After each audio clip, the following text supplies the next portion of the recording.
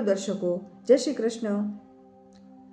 આજે મારે વાત કરવી છે એકાદશીના દર એકાદશીમાં હું જે કંઈ કહેતી હોય એમાં એક દર્શકનું, એક ભક્તનું એણે મને પ્રશ્ન કર્યો, મને વ્યક્તિગત કોમેન્ટ કરીને પૂછ્યું કે તમે દરેક એકાદશી સમયે યાદ દેવડાવો છો કે ભાત ખાવા વર્જિત છે, ચોખા ખાવા વર્જિત છે, એકટાણું કરતા હોય તો ભાત નહીં ખાવાના, તો શા માટે નહીં ખાવાના એની તો ખબર હોવી જોઈએ ને.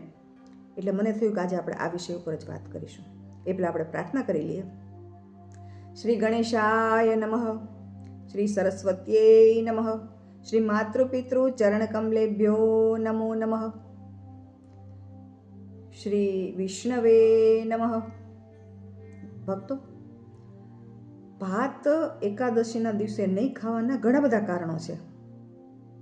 એનાથી શારીરિક, માનસિક, ધાર્મિક, આધ્યાત્મિક, વૈજ્ઞાનિક બધા કારણો છે.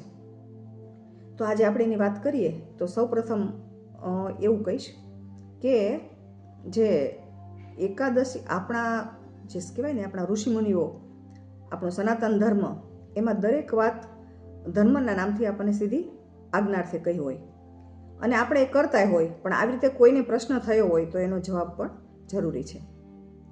હવે ભાત જે છે, આ કોઈ પણ વસ્તુ, ભાત નહીં, કોઈ પણ વસ્તુમાં દરેક તિથિઓની અસર થતી હોય છે. આપણે તિથિઓને એમ કહેવાય ચંદ્ર સાથે સરખાવીએ છીએ. ચંદ્રને લીધે તિથિઓમાં જે એના પેલું થતું હોય છે એ પ્રમાણે તિથિઓની દરેક વસ્તુઓ ઉપર અસર પડે છે. તો પ્રથમ આપણે એ જ જાણીએ કે આ એકાદશીને દિવસે ભાતની અંદર એટલા બધા ખરાબ બેક્ટેરિયા ઉત્પન્ન થાય છે. જો ભાત ખાઈએ તો પેટમાં એનાથી અતિશય નુકસાન થતું હોય છે, પાચન શક્તિ ઉપર અસર પડતી હોય છે. તો આ એક કારણ આ છે. બીજું કારણ એવું પણ છે કે આ ભાત જો ખાધા હોય તો બેક્ટેરિયાને કે આપણી અંદર નકારાત્મકતા ફેલાઈ જતી હોય છે. એટલે એકાદશી તિથિની અસરને કારણે આ બેક્ટેરિયા ઉત્પન્ન થાય, એના હિસાબે આપણી અંદર નકારાત્મકતા પ્રવેશે છે. બીજું એક કારણ એવું છે કે એકાદશીના દિવસે જે ભાત ઉપર અસર થાય છે, એટલે કે ભાતમાં જળ તત્વ વધારે છે. એટલે એકાદશીની અસર ભાત ઉપર જે થાય છે, ચંદ્રની વધારે અસર થાય છે, એના કારણે તે દિવસે જો ભાત આપણે ખાઈએ તો ચંચળતા વધે આપણા મનમાં. જ્યારે મન ચંચળ હોય તો આપણે એકાદશીના દિવસે આખો દિવસ પ્રભુનું જે નામસ્મરણ કરવું હોય, જે પાઠ કરવા હોય, એમાં એકાગ્રતા ન રહે. એટલે વ્રત માટે એકાગ્રતા તો ખૂબ જરૂરી છે. તો આ પણ એવું કારણ છે. બીજું એક કારણ એવું છે કે આ જે કહેવાય ને કે ચોખા છે, ભાત છે, એ સાયન્ટિફિક રીતે એનું પ્રયોગ કરવામાં આવ્યો છે. કહેવાય ને કે હિમાચલ પ્રદેશની એક મોટી યુનિવર્સિટીમાં આનો પ્રયોગ થયેલો છે. ત્યાંના જે પ્રોફેસર હતા એ વૈજ્ઞાનિક હતા અને તેણે આ વિશે વાંચ્યું હતું ને સંશોધન કર્યું હતું ને એને પ્રયોગ કર્યો હતો. તો એણે એકાદશીના દિવસે ચોખા એક વિદ્યાર્થીના હાથમાં આપ્યા. તો વિદ્યાર્થીને એકદમ લો ફીલ થવા માંડ્યું, એની એનર્જી લો ફીલ થવા માંડ્યું. એટલે એણે ચોખા તરત પાછા પોતાના સાહેબના હાથમાં આપી દીધા. અને એ જ ચોખા પછી બીજે દિવસે પ્રોફેસરે તેના હાથમાં આપ્યા તો એને શક્તિ ફીલ થતી હતી, એનર્જી વધી હોય એવું લાગ્યું. તો તિથિની આવી રીતે પણ અસર થાય છે. આ વૈજ્ઞાનિક રીતે સંશોધન થયેલી વાત છે કે તિથિની કેટલી અસર થાય છે એમ.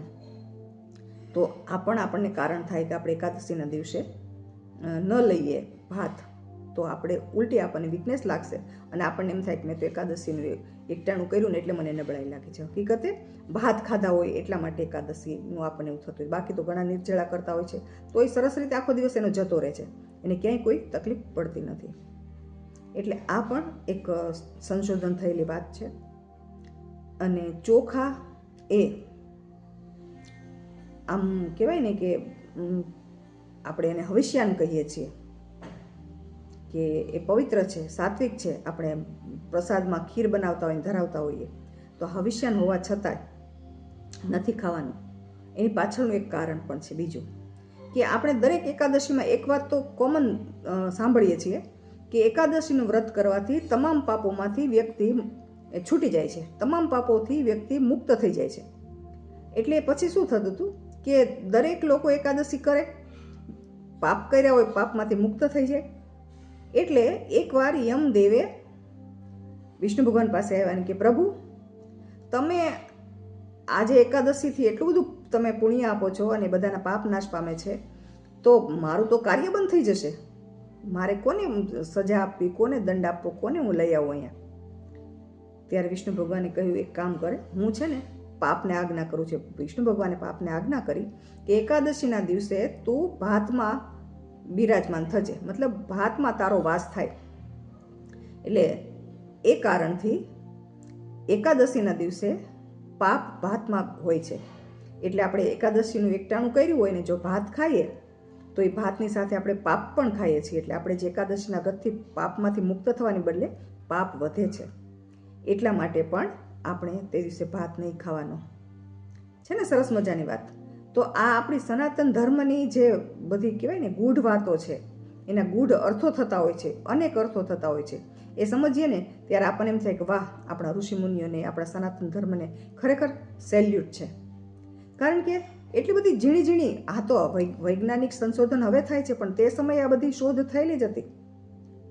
એટલે આમાં કહેવાય ને કે એની ખગોળી અસર શું થાય છે, ચંદ્રની અસર કઈ વસ્તુ ઉપર કેવી થાય છે, એ બધું આપણા ઋષિમુનિઓ જાણતા હતા. તો આપણે ઋષિમુનિઓની જય તો બોલાવી જોઈએ કે આપણા સનાતન ધર્મની જય હો, આપણા ઋષિમુનિઓની પણ જય હો, એમના જ્ઞાનની પણ જય હો. આપણે સર્વના કલ્યાણ માટે પ્રાર્થના કરી આજની વાત આપણે પૂરી કરીશું. ઓમ સર્વેન ભવન્તુ સુખિનઃ, સર્વે સંતુ નિરામયા, સર્વે ભદ્રાણિ પશ્યન્તુ, મા કશ્ચિદ દુઃખ ભાગ ભવેત. ઓમ શાંતિ શાંતિ શાંતિ. ઓમ નમો નારાયણ. આપણે બે કડી ગાઈ પણ લઈએ. ધન્ય એકાદશી, એકાદશી કરીએ તો વૈકુંઠ પામીએ. મારે એકાદશીનું વ્રત કરવું છે, મારે ધ્યાન હરિનું ધરવું છે, મારે પ્રભુને પોતાના કરી લેવા છે. ધન્ય એકાદશી. બોલો ધન્ય એકાદશી. ચાલો આવજો. જય શ્રી કૃષ્ણ.